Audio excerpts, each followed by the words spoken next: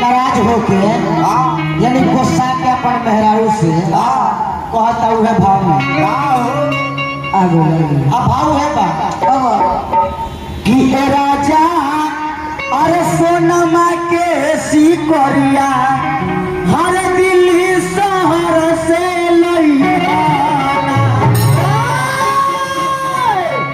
यह लड़के सहारा लेते हुए मेहरारू से बहुत दिया कैसे हो मर्द कहता तो धानी अरे खोला ना हो के बोरिया सची बाबा के दिन हो गई कुछ सब लगता तो धानी अरे खोला ना हो के बोरिया हम भी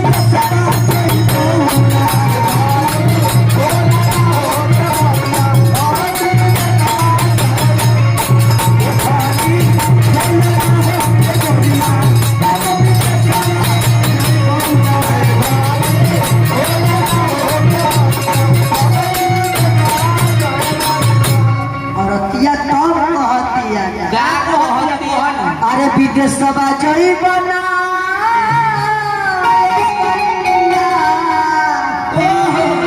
अरे विदेश सभा हो जई बना तो जाई ना तो क्या करी तारा जैसा औरत पर के रही अब तो औरत रही तब ने बतलाई हां अरे विदेश सभा जई बना अरे विदेश सभा हो जई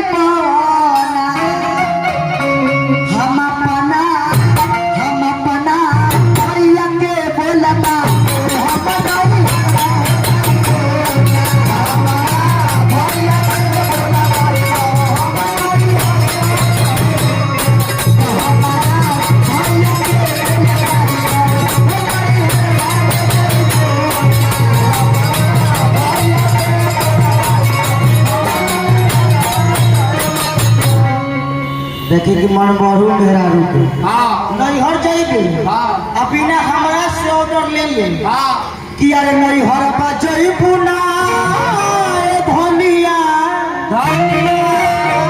हर नैहर बा रे जइबू ना सुन लो त दोसर को के ले आई बिहार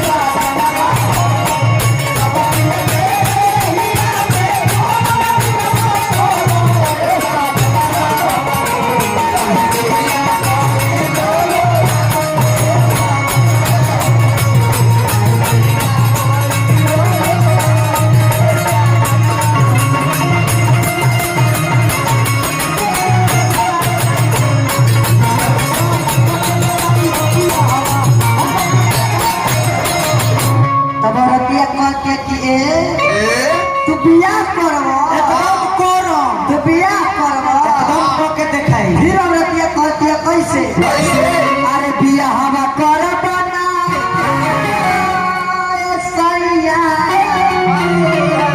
अरे बिया हवा हो कर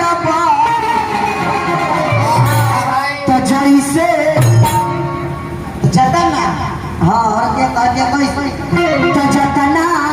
तो जतना पागल बहो रुपया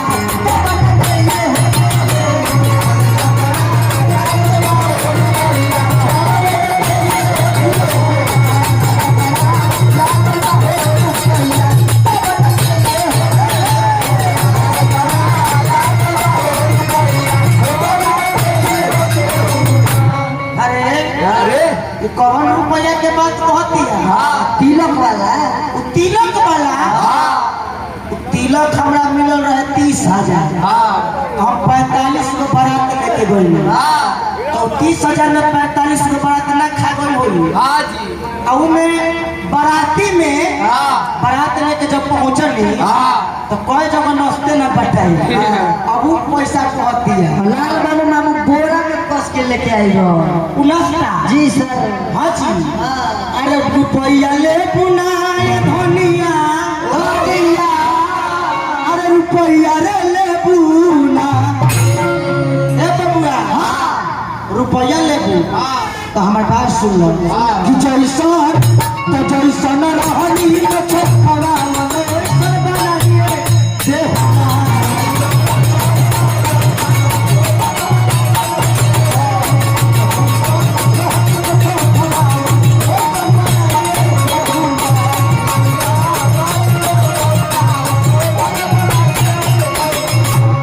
तू फिर से उहे बने के चाहता रहो।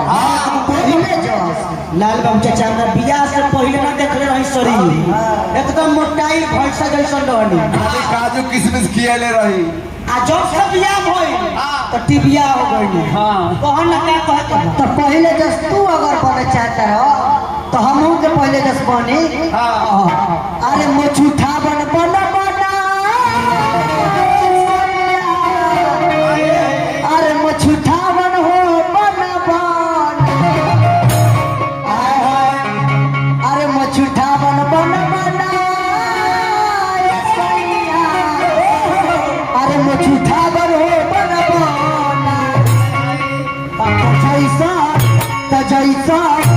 जैसा न रहनी